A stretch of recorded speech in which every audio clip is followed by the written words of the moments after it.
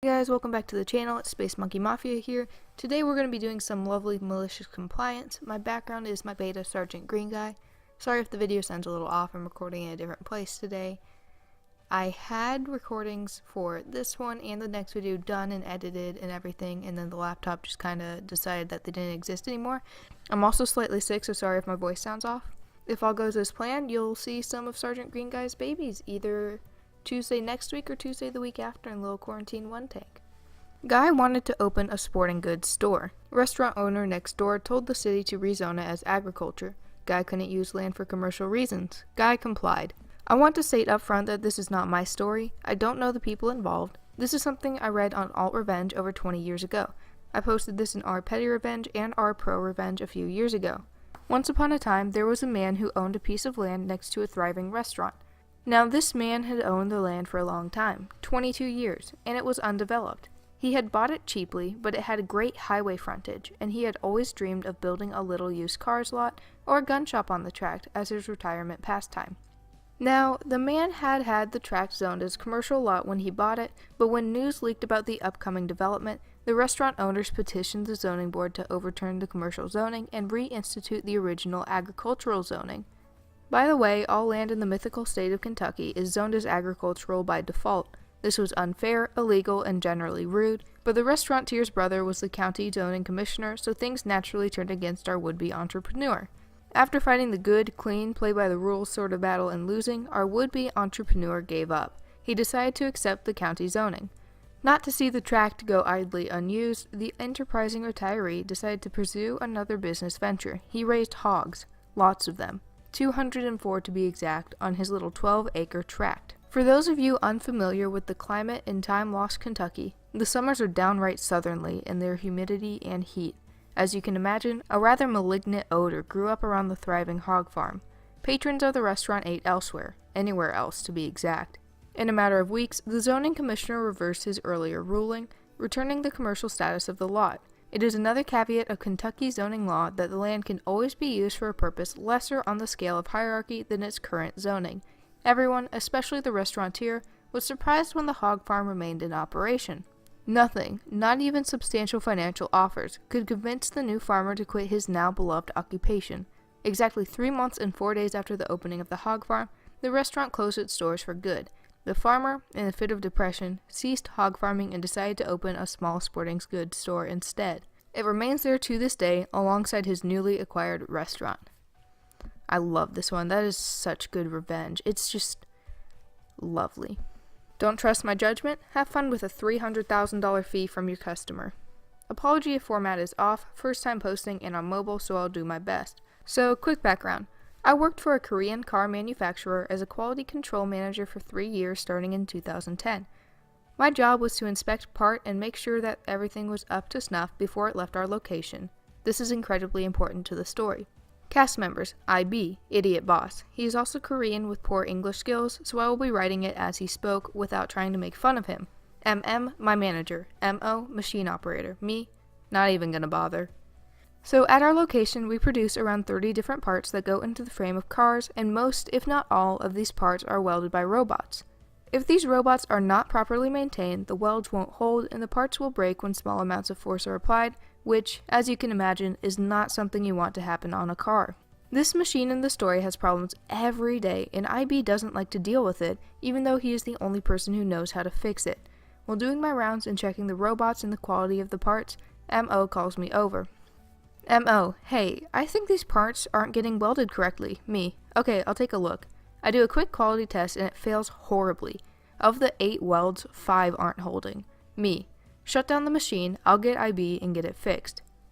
I go into the office carrying 4 of the failed parts and begin showing them to MM and IB. MM, how many has MO made today? Me, about 200 give or take. This machine can easily produce 1,500 per day, so this was early morning. Important info.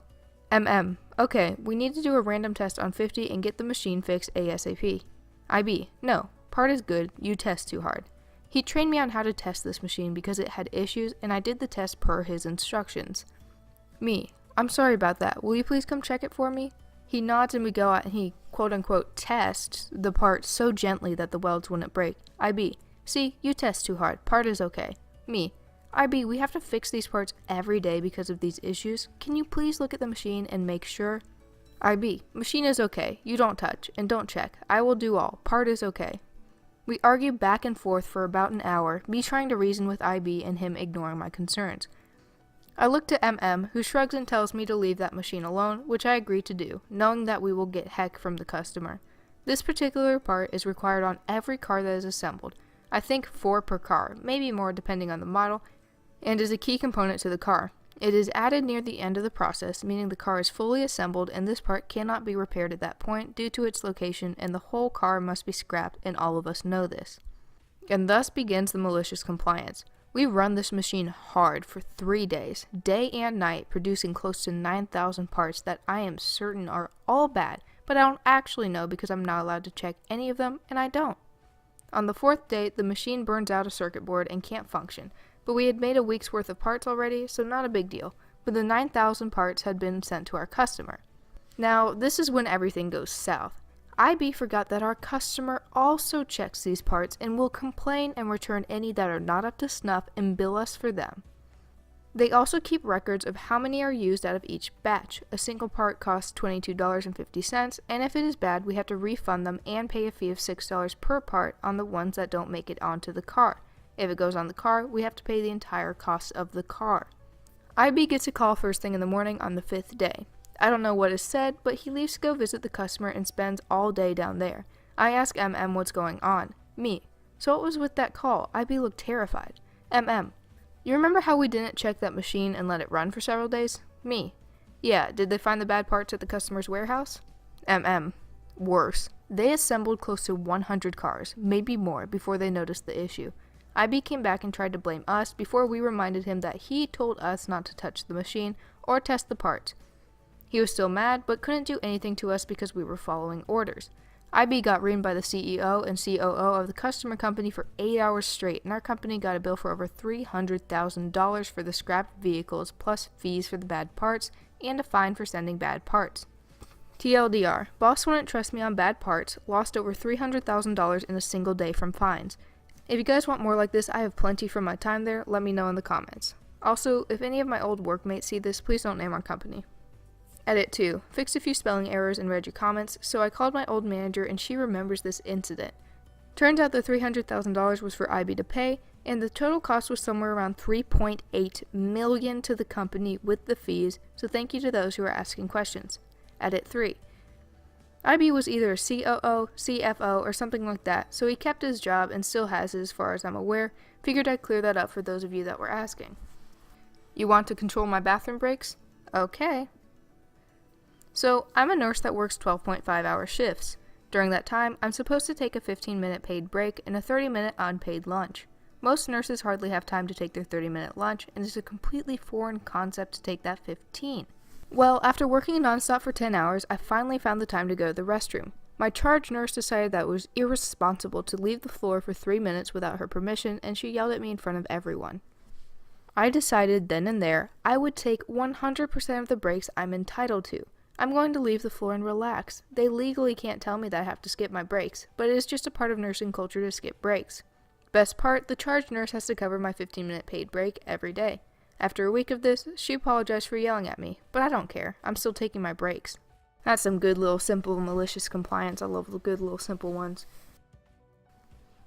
Sorry sis, no money for you.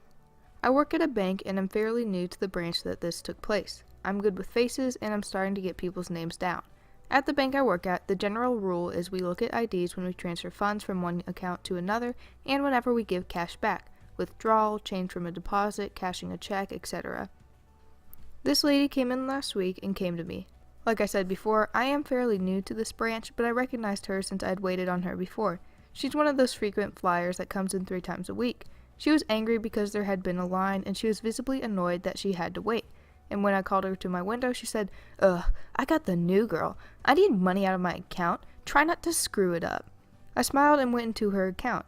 I wasn't going to ask for her ID since I'd seen her in the branch quite often. She seemed to forget that. I was verifying a few things and she snapped, "You're new. You probably need my ID, don't you? Do you even know who I am?"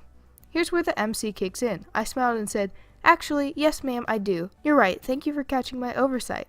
I stopped what I was doing and let her look for her ID. Surprise, surprise, she left it at home.